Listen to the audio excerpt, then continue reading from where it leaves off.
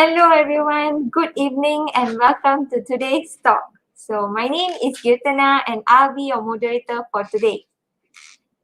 So before we start, right, I would like to know how are you guys doing, and just let me know in the comment box on how you guys have been feeling lately.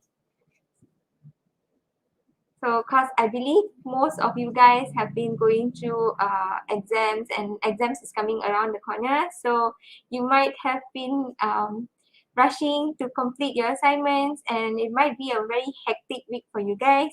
So do let me know on how you guys have been feeling lately in the comment box. Alright, so while you guys are letting me know on how you guys have been feeling lately, let me just give you a brief introduction about our speaker for today. So we have Miss Wong Eileen with us. She's a clinical psychologist with more than 8 years of clinical experience. She has also conducted numerous talks, trainings, and camps on behavior management, social skills, and mental health related skills. Besides that, currently Miss Eileen is actually working as a director for psychological services at INPSYCH Psychological and Counseling Services. So let's see what are the comments that we have here for now. Okay, so Kanza said she's feeling pretty stressed. Sihua is also feeling pretty stressed. So don't worry, guys. We'll get more into it and then get some feedback from Miss Eileen. Maybe she would help us out to, learn on ways that we can deal with our stress. So without further ado, let's invite Miss Eileen into our session. So hi, Miss Eileen. Hi. How are Thanks, you doing, Gaetana. Miss? You're putting me on the spot. Thank you. Yes, Thank Miss. you. All right. No problem. How are Okay. you doing, So, Miss? yeah, pretty good. Good evening to everyone who is Okay. here. I see a lot of comments coming Yep. in. Yeah. Yes. So Right. So, we can actually I, get into today's topic. okay. Maybe So, I Miss guess Eileen can today, give a brief yeah, I introduction guess about yourself. about myself. Okay. I'll come Yeah. to that in a short while. But I guess Okay. Sure. today, why most of you guys are here is also because of exams. Anyone here Yes. really likes exams? I don't think so, right? Not me for sure. Uh, Previously, when I was a student, I hated exams. So, Yeah. yeah. So, how do we deal with exams and the stresses and the anxiety that comes along with it? So, okay, a little bit about myself. Um, I'm a little bit more hyper and a bit, how to say, I'm always on the go. I have a lot of energy and I'm always, like, you know what people call the energizer bunny? I'm a little bit like that, lah. Okay. So I prefer to have a little bit more interactions. You can put your comments in the chat and I will try to look at it, but you will see me turning my head a little bit. Okay. So, and I don't really like speaking to myself. All right. So I have more than 9 years of experience and I mainly deal a lot with children, teens, also doing assessments. So yeah, I'm not going to, this talk is not about me. So we'll just move straight in. Okay. So like I said, we are so used to throwing around this word called stress. But any of you know what is it? Gitana, if nobody is answering, you can actually probably help out. Okay. So for me, I believe stress is when you have too many stuffs on your plate, and then you just cannot deal with it, and then you get so, yeah, that's when you get stressed. Okay. So basically, what we're going to say is that stress is a normal response to feeling overwhelmed by either positive or negative events in life. Okay. So, like this picture here that you're seeing, stress is something that will actually wear you down. If the stress is too heavy or too much, will the stress actually snap? The string is like us. So basically, where does all this stress come from? Any ideas? Where does this stress come from? say from workplace, from studies. Mm-hmm, mm-hmm, mm-hmm. Yep. So, Also, well, some might be feeling through family members. good point, good point, good point. So, when we talk about stress, it comes from two major sources. One is from the inside, and one is from outside. For let's say if we're talking about inside, it is something to do with maybe our physical health, whether are we well or not well. Let's say if you're almost your exam period and you fall sick, that's a really bad thing, right? That's a something that we would try to avoid. Or our own self expectations of what we are expecting out of the exams, our fears. So all these things come from the inside. So physical health, self expectations, and our fears. But there's also external factors that would affect us. Physical environment. If let's say, for example, nowadays you guys have to do probably exams from home, and outside of your room, every family member is outside there screaming and shouting and talking on top of their lungs. So how conducive would that to be for you to actually do your exam? Social environment, the people that you're meeting, and the changes in life, the whole transition during COVID period from face-to-face classes to online classes, and even the uncertainty. All these things are very external. So when we talk about stress, it's not just good things. Even it's not just bad things. Even good things can actually create stress. It's not just about exam stresses, okay? But good things, let's say you move to a new house, or you you start a new relationship.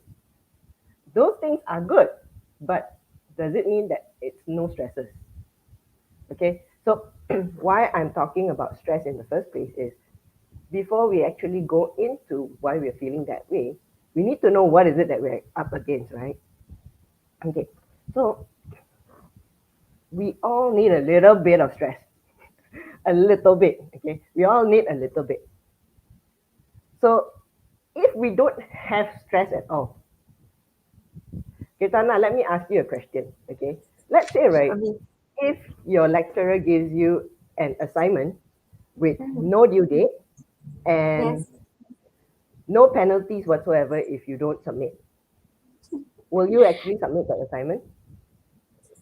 I believe most our students would just not do it and then keep it aside for long over a long time of period.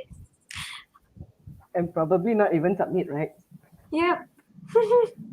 But let's say, right, if your lecturer gives you uh, an assignment that is due tomorrow, but just giving you it today, and it has a lot of weightage, how are you then going to react?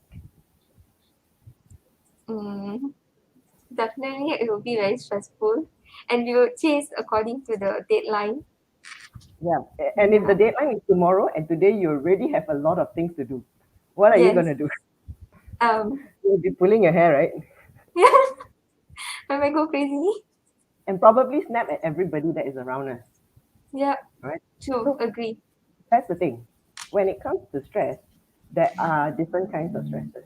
Let's say where a little bit amount of stress, which is adequate, is called eustress. It helps us to stay alert, be more motivated to face challenges, or even push us to actually solve issues.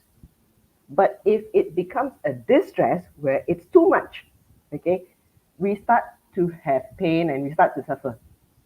The mind and body starts to suffer. That's when you start to have this pain, that pain, sick, fever, headache, and all these kind of things. And it also would affect the relationships. Okay, so if you look into this chart, right, this is in some ways our stress versus performance kind of chart.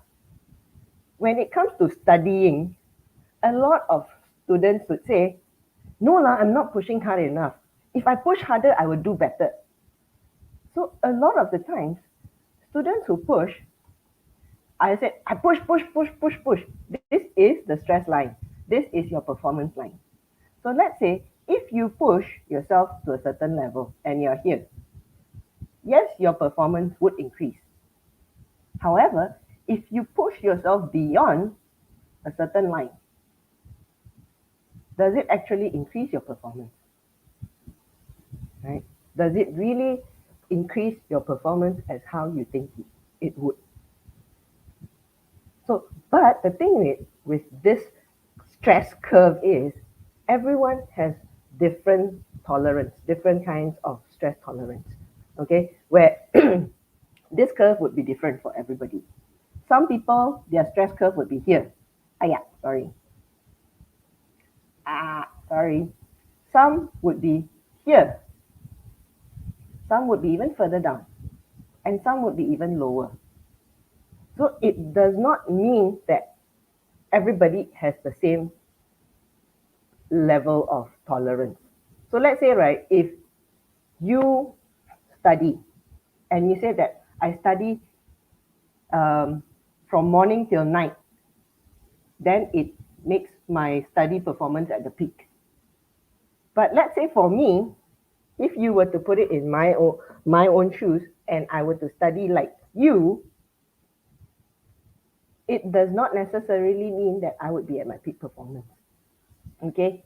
For you, it could be, yeah, study morning till night, peak performance.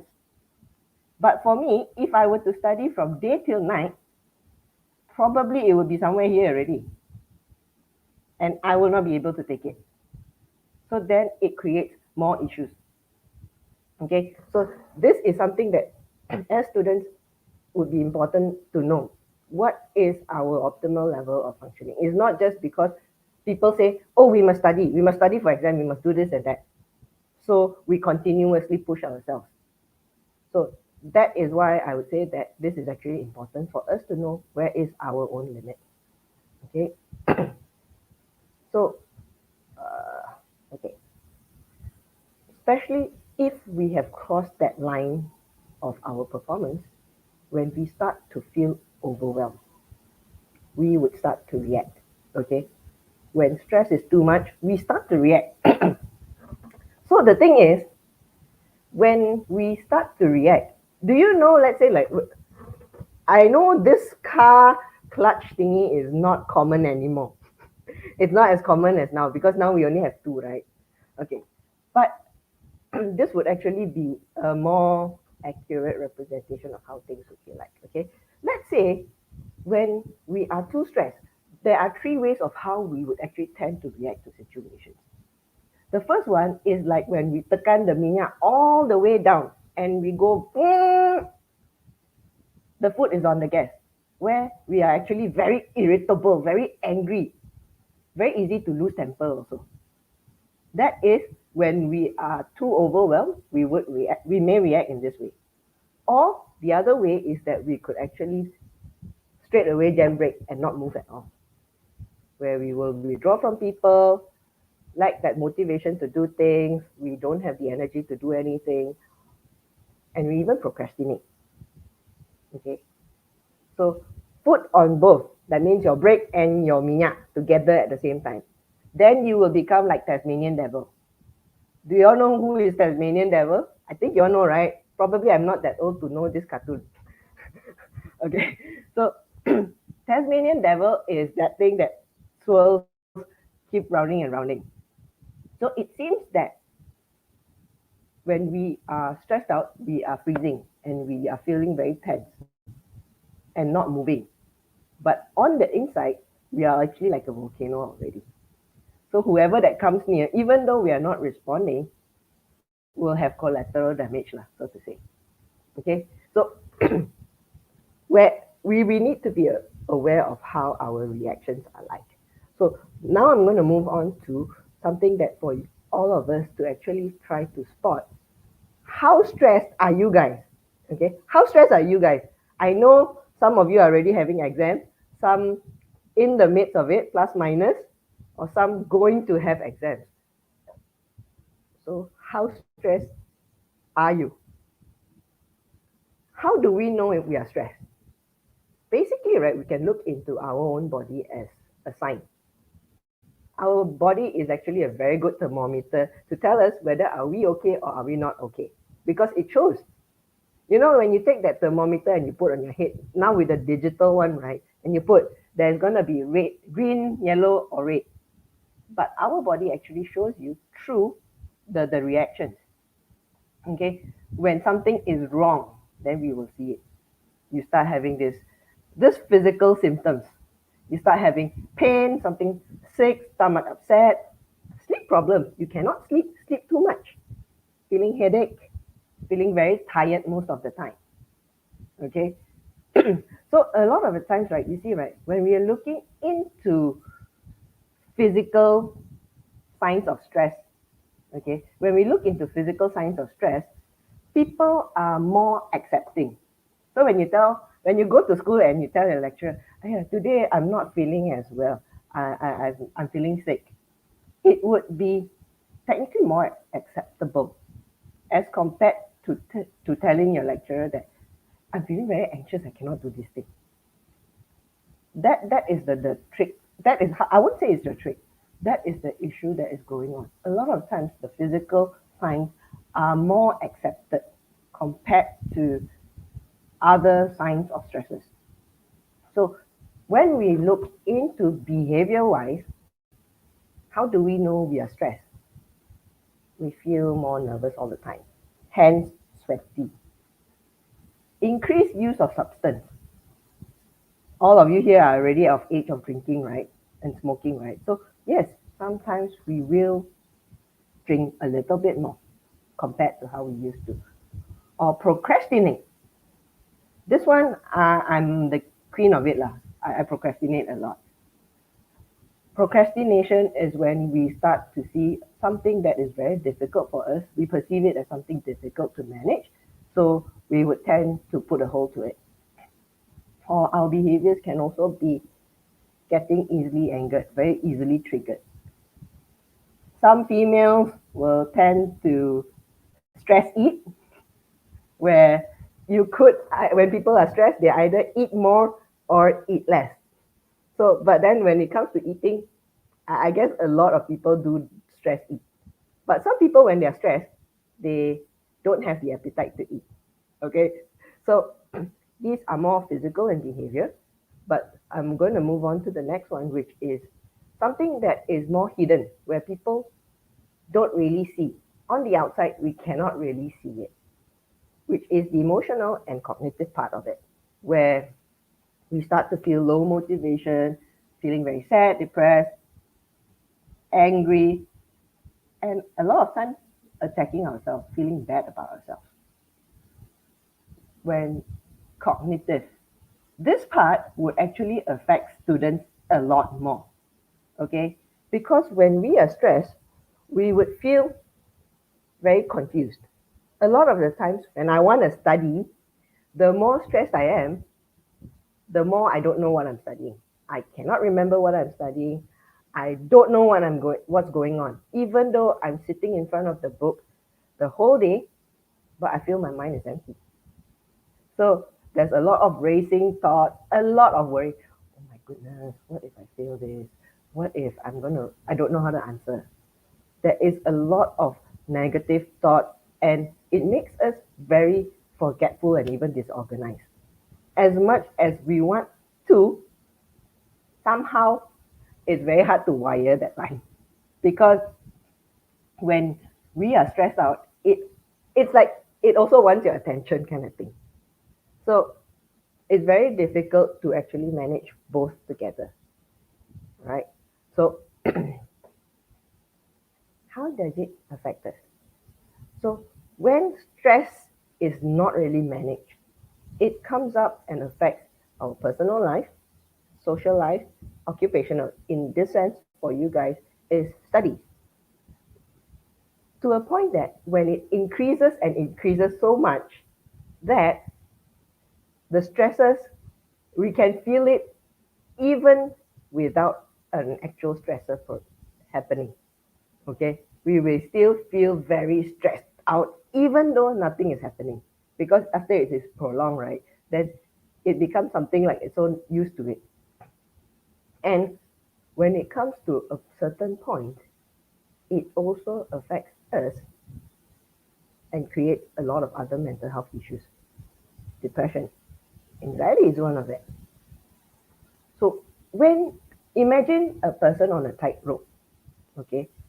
Let's say if I were to, if something were to come, so if let's say you're on a tightrope and you're very high up, okay, and suddenly something swoosh past you, it would be actually very difficult to hold your balance, right? And try not to fall off.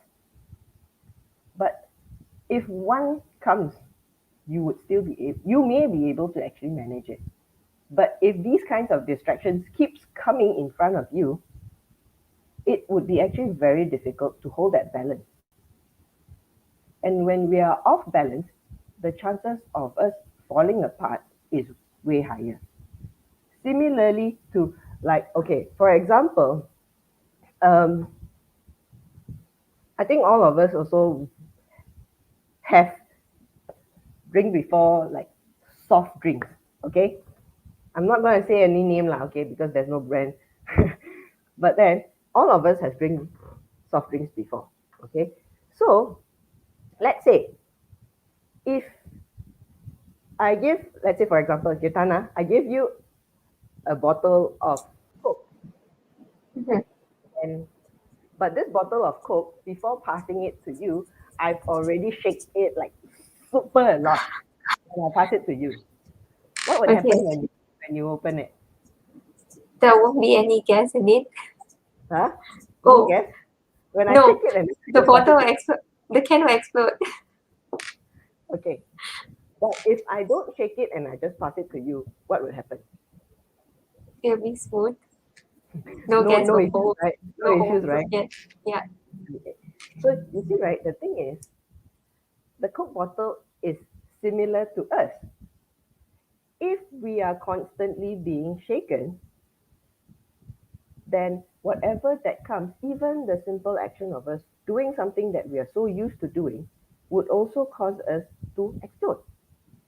So if we are already stressed out, if let's say if on a normal basis, for example, when you are studying and your sibling comes and kacau you for a bit, on a normal basis, when you are very chill and just studying, not really near your exams yet, and your sibling does that, you are still able to be very nice and say, please don't disturb me. But if tomorrow is your exam and you have not finished studying and you still have a lot to study and your sibling comes and do that, how would you then react? Are you still going to be that nice? I see Gitana shaking her head. Probably not already. So that is why when we are aware of all the stresses, we are able to actually balance out a little bit. So if we are already shaken too much, then try to release the gas a little bit. Okay. So we do see where are these all issues that they are coming from. Okay. So what do we actually do about it? I love this word, but oftentimes I wouldn't say that with students. A lot of people also don't practice this. Because when it comes to talking about self care, a lot of people would say that it is selfish. I got a lot of things to do and I need to do all these things. Okay. But how do we do self care? We need to be aware of ourselves. If we don't take care of ourselves, how are we to perform in our exams? How are we going to do the things that we need to do? How are we going to take care of others if we cannot take care of ourselves? Okay. So why am I saying that for us to, in order to deal with all the stresses and the anxiousness that is revolving around us, why am I putting it back to taking care of ourselves? And why am I not focusing on the outside? Because no matter how much we want to control whatever that's happening, we cannot stop things from happening. You cannot stop your lecturers from putting on exams because it's definitely going to happen. You cannot control how difficult the exams are going to be. You cannot control your grades until the time until you actually done your exam lah. Okay. And there are a lot of things that is beyond our control. But how do we manage ourselves so that we don't go over that stress curve for ourselves? Okay, if you really don't remember anything from today, okay, I just want you to remember this acronym for your self care. It would come in actually very handy for you as you prepare for your exam. Okay, the first one is basically relax. When I say relax, it just doesn't mean to sleep all day. Okay, relaxing is things like doing stretching. Some people like to do yoga. Okay, some people, but one of the things that I would want to actually highlight that would actually be very, very useful for you during, before, actually any time lah, when you're preparing for your exams, is deep breathing. Okay, because one of these things. Okay, I'm going to move back first because the graphic is going to be actually very distracting. All right. Ah, ah. So, okay. So deep breathing is one thing that is oftentimes used with clients who are more anxious. I would say that previously, when I was younger, I didn't believe in it because to me it's like, nah, what is breathing? But after teaching and doing it more often, I found it to be actually very helpful. When we do deep breathing, it is actually to slow down our breathing. When we are when we go into the exam hall or preparing for the exam, a lot of the times all these worrying thoughts, anxious thoughts would just flood in and we will get caught into it and we'll go, oh my goodness. And you start feeling all these very exaggerated kind of feelings. And you will notice that your heartbeat goes very fast. So when your heartbeat goes very fast, right, it also sends the message to your brain that, oh my God, danger is coming.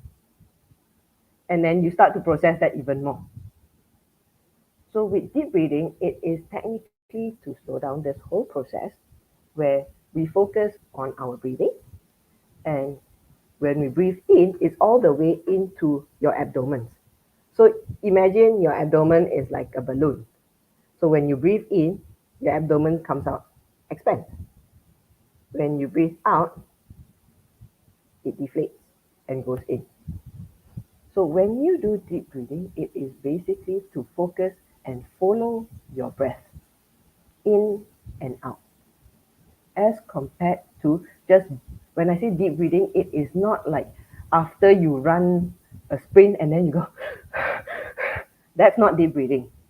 That will only give you more quicker heartbeat. And that definitely does not calm you down. Okay. So when you talk about deep breathing, it is really about breathing slowly.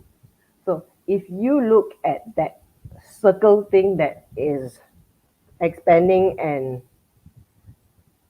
shrinking, okay, just follow the rhythm of it and breathe in and exhale. Breathe in, exhale. Breathe in and exhale. For people who may need a little bit more focus onto the deep breathing, you can actually just drop your gaze or close your eyes if you're comfortable. But the purpose of doing the deep breathing is actually to slow down the whole pace of our breathing. It is going to be particularly useful just before you attempt your exams. Okay. For me, when I was back in school, I used to sit down, even with the paper in front of me. I'll just close it first when they hand it out and stuff like that. And I would just take a couple of, probably like 1 minute, just closing my eyes and just breathing before I start opening up everything. So indirectly, it is actually to regulate my own self before going into it. Okay?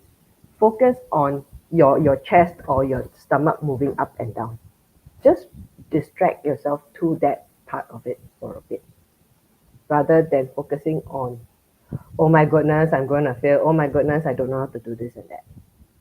So redirect the focus to your breathing to help yourself calm down, only then move in again. Because if you are going into your exam with all the worrying, negative, anxious thoughts, you are going to display what we said earlier, confusion. You cannot remember, you're going to be forgetful, you're going to be disorganized. So everything becomes kelam kabut. Even though you remember, you are going to have this episode where, a lot of people, when they go in and they open the paper, and the first thing they see the question, they become blank. Right? So for us to calm down before anything, and then only going back into it. Okay? So this is one thing that is very useful for all of you. Okay? The next one is expression, expressing about your feelings to people who actually care about you, talking to people, or you can even express it in different ways: art, music, acting, exercise. Some people actually also express themselves through prayers. Okay, and some people express frustration through humor. This is something that I enjoy doing because why do we want to be so serious with ourselves? Sometimes, okay, turning something that is stressful into something humorous. Because let's say if you walk in front of a group of people and behind you there's a cute guy and you fall tumbling down, that situation when you have to stand up is super stressful because malu. And that thought of you falling in front of a cute guy is going to make you so embarrassed, right? Stressful, right? But if we put it into in terms of a joke and we see it as being funny, then it reduces the stresses as well. Okay, so you can use expression as a form of taking care of yourself. The next part would be then um, self-talk. What do you say to yourself? What do you say to yourself is very important. How do we normalize the feeling? How do we encourage ourselves? When building up to your exams, do we then keep repeating in our head that gone lah, I cannot do this. Die lah, I cannot finish my exams on time. I don't know how to do this. I still haven't read this. I still haven't do this. What sort of mindset are we actually bringing into the exam? If you continuously tell yourself that cannot, high chances is when you look at the paper, even if you know, you will still say, I cannot do this now.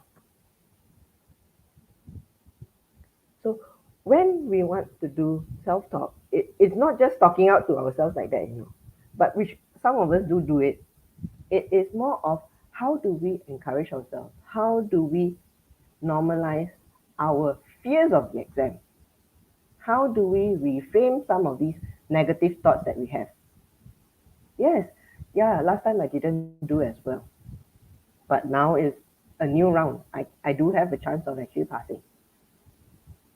If I don't do it, then I would not pass. So it is how we reframe those thoughts. Like we say, the expectations that we are putting on ourselves, that is the biggest stressor.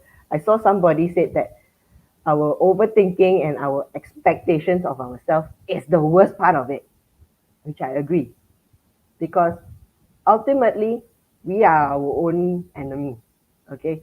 So when we expect certain things of ourselves, how do we then make sure that it is achievable?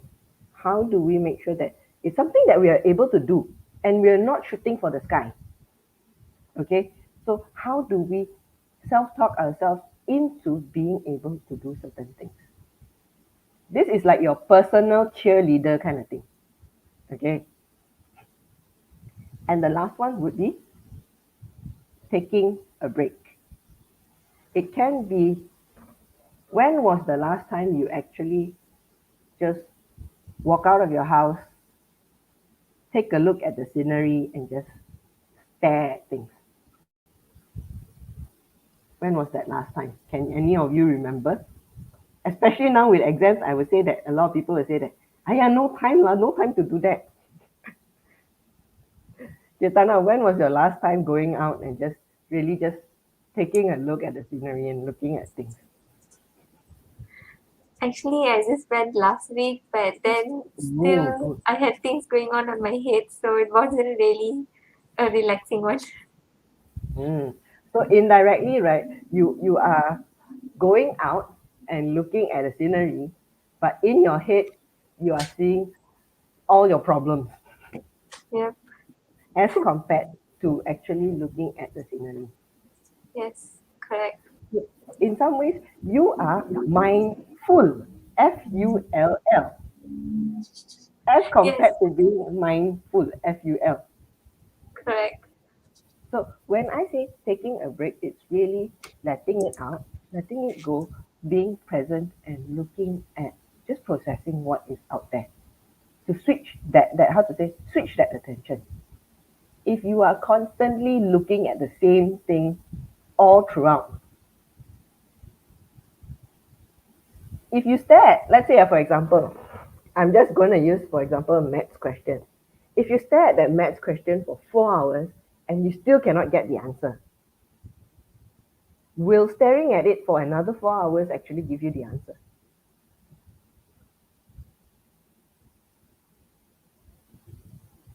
I Nope. doubt.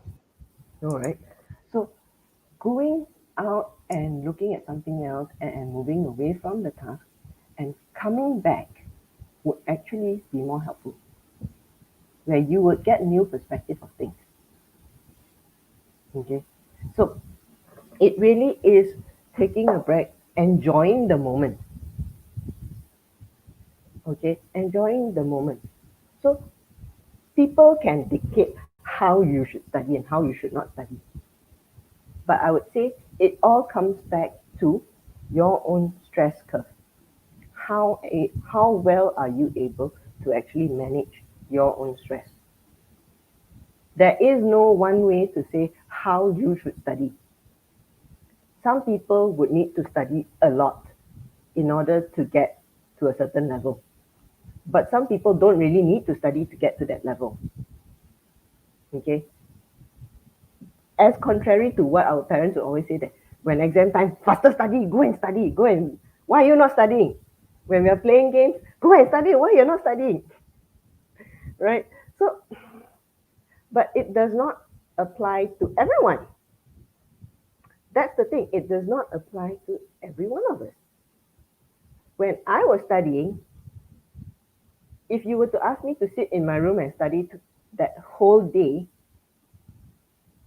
I would tell you I cannot do it for sure. Okay, I'm the type that needs to go out, even if it is for me to risk my sleep.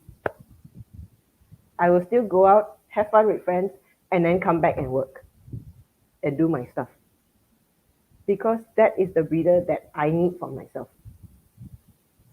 Even if I don't go out and stay at home and do whatever that I need to do, I know that my attention span cannot tahan and my mind will be loitering around. So even if I stay at home that few hours also, right, does it really give me that additional info that I need? But I'm also not saying that all of you should get out and just go and play lah. Huh? It really depends on what suits you. Okay. So I'm basically come back when we look into self care. It is these four things that you need to remember to be able to relax, express yourself, to self talk, encourage yourself, and also taking a break. This is in some ways to prepare you before all these things? How do you regulate yourself while in preparation moving towards the exam? How do you manage all these stresses? Okay, and I'm going to move on to the last one that I'll be sharing with you guys what can be done before, on exam day, and during the exam. Okay, this one will be the last one. Okay, so before the exam, it's really taking care about yourself. That's why I say get enough sleep. If you're not getting enough sleep, how are you going to be able to remember? How are you going to be able to be at your peak performance? If you don't sleep, then you're going to have a lot more issues. Not only issues with exams, but you're going to have health issues as well. You see people who stay up late night every single day. I have friends who do that, They they go crazy, study like nobody's business. The few nights before exam, they don't sleep, and always after the exam, they fall sick.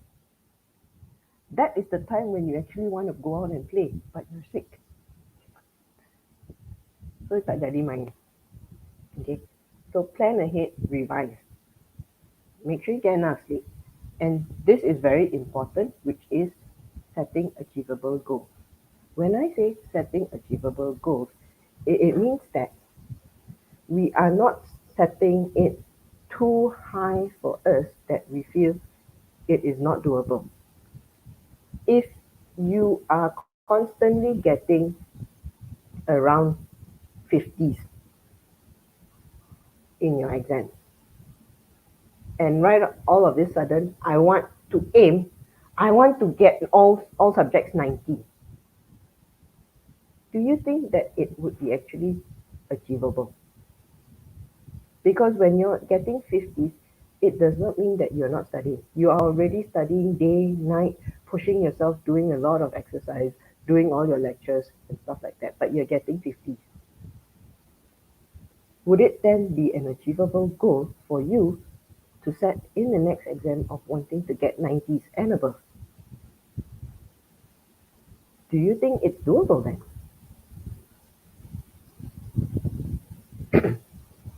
I'd say it's good. Hmm? It's good. Doable? Yeah, It's doable. yeah. If you are already pushing yourself to a limit and you're only getting 50s, would it then be doable for you to set your next goal at 90s and above? Oh, okay. Then no. Don't That's have to that. force ourselves. Yes. It's I wouldn't say it's forcing ourselves, but the mindset that we're actually putting for ourselves. If you know you cannot do it, but we are just still setting it as our goal. So is the goal actually to frame up and put up nicely in the room, or something that we actually want to get? Let's look into, okay, I think when we're back in school, we'll do lompat tinggi, right? We'll do high jump. So let's say if the height is those that are low and we know that we can pass, that one no issues, right? All of us will actually just run and jump over. But if the height is at a level that is so high, what happens? A lot of people don't even want to try. And even if they try, they do it haphazardly. Some would try to jump, but even if it's so high up that they cannot get it, a lot of people would just run, pop, and just plug themselves on the mat, which isn't an actual effort. So when we want to go into the exam, we need to know where our own level is and to be able to set a goal that is realistic and in some ways achievable, but also with a little bit of challenge, a little bit, where we know that with a little bit more, we are able to achieve it. Okay, so setting achievable goals would actually help you set your mindset towards the exam. Basically, like somebody said, Mia said, expectations. What is the expectation that you are setting for yourself in that exam?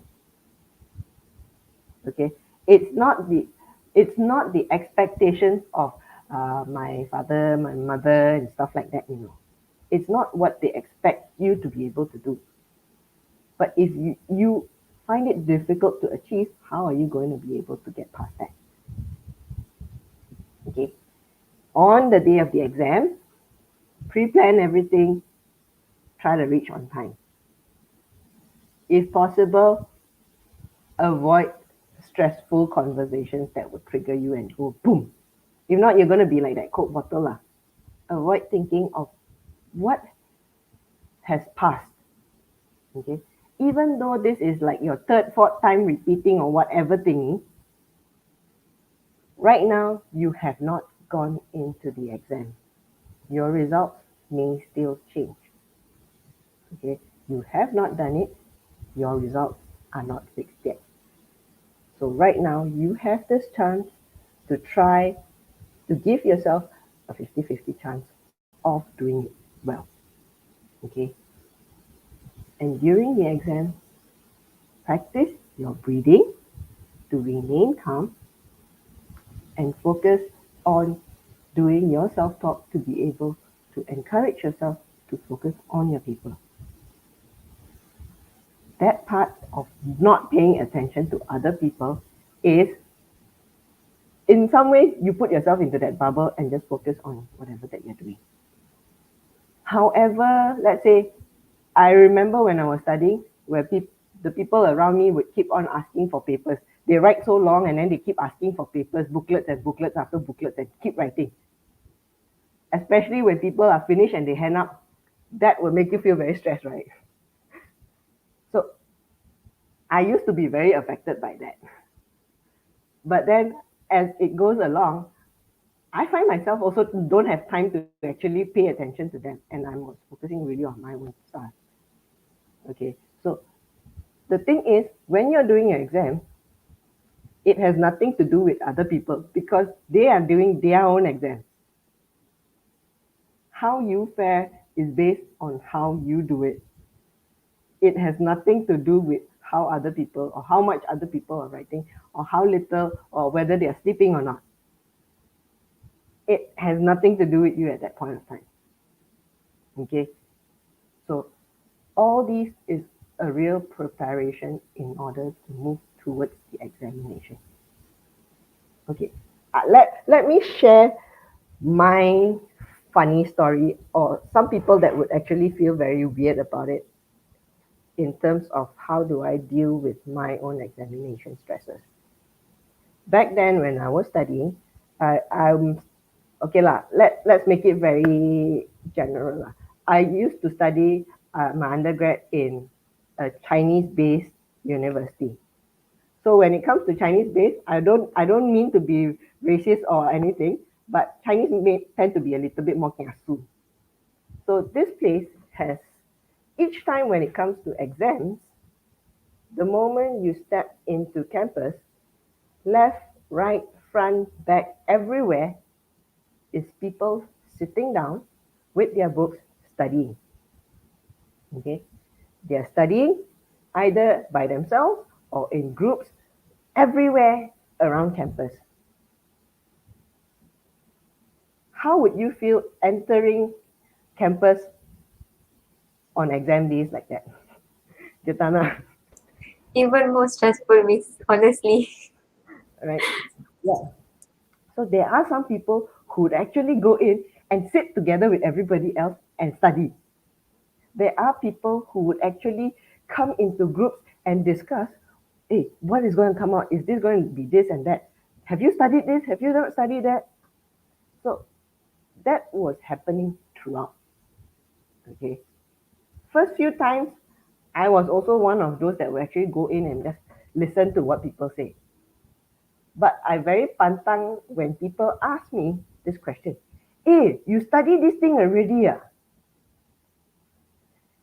And the best part is, if you have not studied that, your anxiety meter goes haywire already. And you go like, oh my goodness, die, die, die, die, die, die, die, die. So it happened a few times. And eventually, I decided that no, I'm not going to do this again. Because each time that happens and I go into my exam hall, the moment I sit down and I open my paper, I go blank. And I need a couple of minutes to recover before I actually can do my paper. So it already eats up my time. So I'm already taking time to actually regulate myself in between those exam times. You know how exams are very crucial in terms of the timing, right? So after then, what I did was when everybody was busy studying on corridors and stuff like that, I go to the computer room and play games. Okay, I go into the computer room to play games up till the point of when the hall is ready to go in. Once it's open, I just walk straight in, try not to talk to people, and just go in and sit for the exam. Okay, with the mindset that no point of me asking for tips or asking what else that I've missed out. I've already prepared, I've already done all I can. If so, when I go into the hall, it's just doing my best. And it helped me. When I tell this story to people, right, a lot of people will say, "Hey, you crazy, ah? Why you not scared one, ah? You're not scared of the exam, ah?" It's because that I'm fearful of the exam and I know how I operate that I choose not to stay outside and be stressed out by them. So I would be one of the more extreme kind of people. But what I want, why am I sharing this with you guys, is that for all of you to know that it is something that is very personal for you. There is no right or wrong in how you want to regulate or manage your stresses. Okay? If it works for you, people cannot say that it's wrong. It works for me. People cannot tell me that I cannot go and play games right before exam. Even when I want to go for interviews, the people sitting around me are referring to books. I'm playing games there.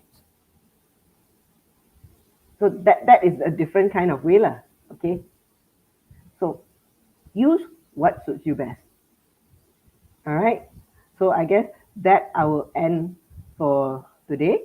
And basically, let's practice a little bit of self care and all the best to you guys who are going to be doing your exams. All Thank right, you, Miss. Gitana, back to you. Thank you so much, Miss Eileen. So, all right. So now we have come to the end of the session. So before that, I would like you guys to fill up the form that I've attached in the comment section. So now we will then move on to the Q&A session. So anyone here who has any question, do feel free to drop down your questions in the comment box. And while you guys are doing that, let me just recap on today's session. So what we have done for today is that we learned about stress and we also learned on ways to spot on our stress.